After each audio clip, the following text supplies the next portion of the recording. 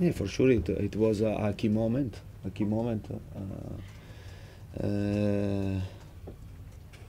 Yeah, because after this red card, I think we lost our composure, and we conceded 3 goals. And I think that we have to improve a lot on this aspect because can happen a situation of this type, but we must be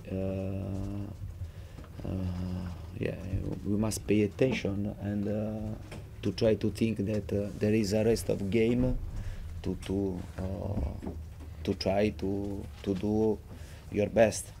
Instead, we considered 3 goals, and the second half was very difficult to change the final result, despite the great commitment, the great desire, the great will of my players. And yeah, I must be very proud for this.